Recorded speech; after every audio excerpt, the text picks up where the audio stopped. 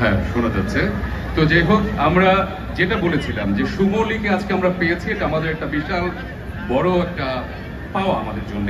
আজকের এই সন্ধ্যায় সুমলি এসেছেন টরন্টো থেকে, এত দূর উড়ে এসেছে, আমাদেরকে উপস্থাপনা দিয়ে সহযোগিতা দিয়েছে, এখন নাচ পরিবেশন করলো। এবং আরো একটা ব্যাপার, ও একটা বিশাল স্যাক্রিফাইস করেছে, আমরা এই জন্য ওকে হাততালি দিতে চাই।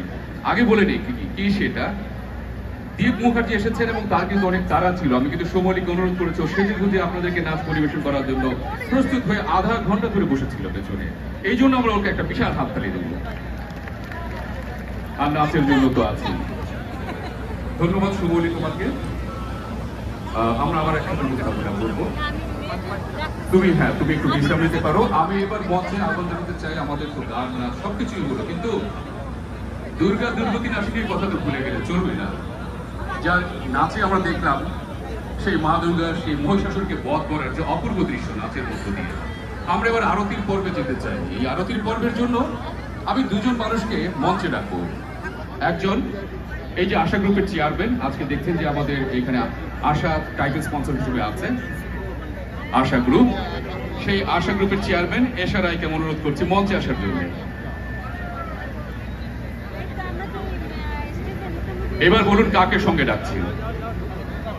এবার আমি ডাকছি, আপনারা সবাই তার সাথে পরিচিত, কলকাতার স্বনামখ্যাত অভিনেত্রী পায়েল সরকার।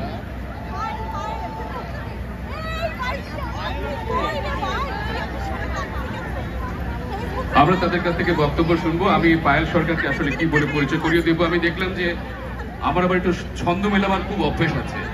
আমি মনে হলো যে আজকে এখানে এসে পায়েলকে দেখে অনেকে ঘায়েল হয়ে গেছে, কারণ অনেকেই আমাকে বাইরে থেকে অনুরোধ করছিলেন যদি ভাই একটা সেলফি তুলতে পারবো। আমি বললাম ভাই আমিও ওনার সাথে সেলফি তুলতে পারিনি এখনো। তো যাই হোক, সেলফি তো আমরা তুলবই। আমাদের প্রিয় মানুষ, আমাদের প্রিয় শিল্পী হিসেবেই তুলবো।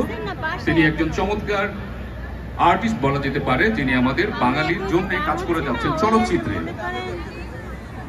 আর এশা রায়কে আমার পরিচয় করে দিয়ে, এই যে আজকে চমৎকার আয়োজন, আমরা বলছিলাম আশা গ্রুপের কথা, যারা টাইটেল স্পন্সর, সেই আশা গ্রুপের চেয়ারম্যান এশা রায়। আমরা তাদের কাছ থেকে বক্তব্য শুনবো এবং